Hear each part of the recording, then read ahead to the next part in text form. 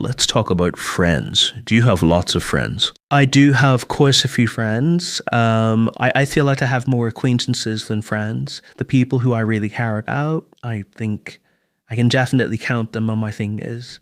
Who is your best friend and why?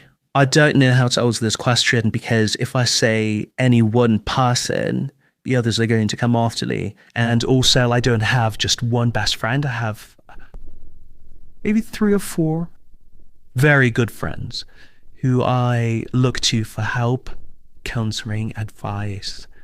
And I treasure them. I really appreciate each and every one of them for different reasons. Are you the type of person that makes friends easily? It's really interesting because in a new environment, I can be rather close off. I've had people tell me, actually, you're very nice, once they get to know me. But I kind of am a bit more of an observer. Not that I'm not willing to socialize with people, but I kind of like to suss out my environment before I say anything in case I offend anybody. Now let's talk about flowers.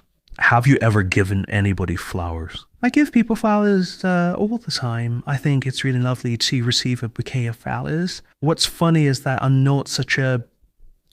not that I'm not a big fan of receiving flowers, but I'm not really bothered about receiving flowers. Is it popular to give flowers in your country?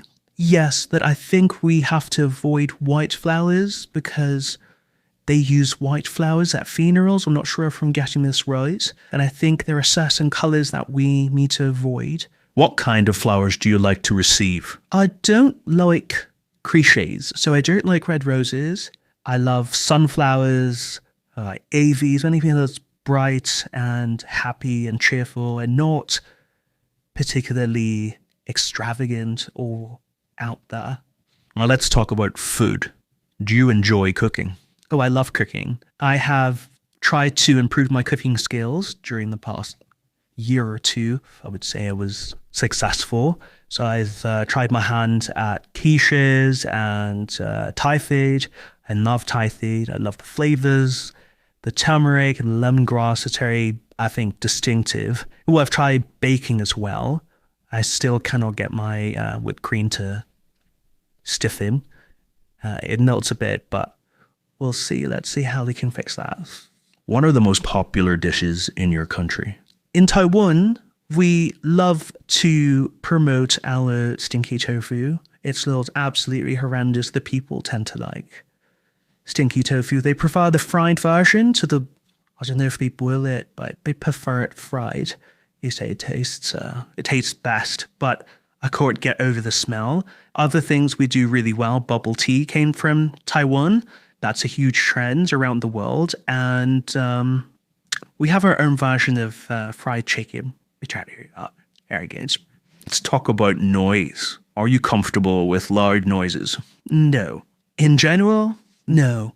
Construction sites are understandable. Angry shouting people, not so understandable. So I think it depends. If it's a construction site next to your office and you have to be at the office, I can tolerate it. But if it's someone just being a bit extra, then maybe they'll skip that.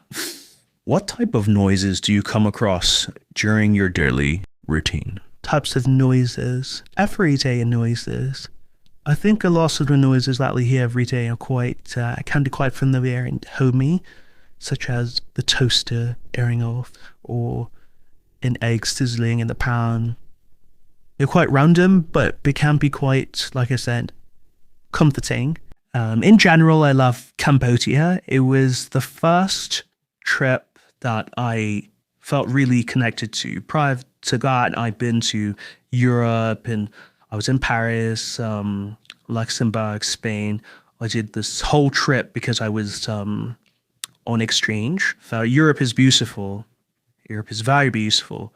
But I felt a special connection with Cambodia and would definitely go back. So apart from Siem Reap, I would recommend Phnom Penh as well.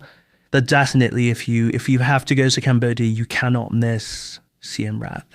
There's this eerily beautiful vibe or energy at that place. I really enjoy it. It's very peaceful and very quiet.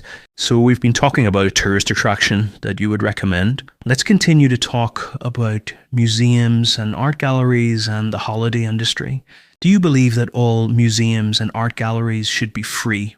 So I would say my first instinct is to say that yes, I believe that art galleries and museums should be free because what's inside them, all the artifacts and historical paintings and books and whatnot, they belong to the people, they belong to the human race. However, I also understand that upkeep is expensive. Maintenance is also very costly.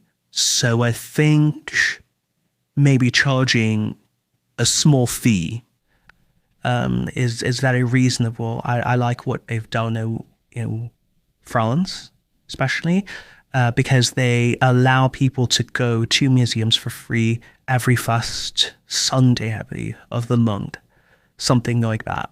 What kind of things make a museum or art gallery an interesting place to visit? I would say it would depend really on the person, because what I find interesting might not be very interesting to somebody else. What I find interesting, I would say mostly, I like Salvatore Dali and René Magritte. So I like a lot of surrealist painters, if we're talking about art. But I also do enjoy, I really like the National, is it the British History Museum? Yeah, in London, that one was really nice. And let's talk about the holiday industry. Why do you think some people book package holidays rather than traveling independently? I think some people do so because they don't really like the planning aspect of it, perhaps. And someone who really enjoys traveling independently. The only time I did travel with a group was when we went to Egypt, because there are some tourist attractions, but you cannot access if you're not with a tour guide. That was the only time we ever traveled with a group of people. Perhaps I think senior citizens, they might enjoy traveling in a group. It would make things more interesting as well. Are there any negative impacts of large numbers of tourists visiting an area? When I used to live in Paris, I felt the negative impacts quite intensely. There's a lot more traffic. There's a lot more, how would I press it? Hubbub. Lots of crowds. It's very chaotic. It can get very messy. People are shouting. But I think in general, the pros outweigh the cons, because for countries such as France, they depend strongly on tourism for a large part of the country's income, GDP. So I don't know. I like tourists. For the most part, why not? That's the end of the speaking test. Love her. Thank you.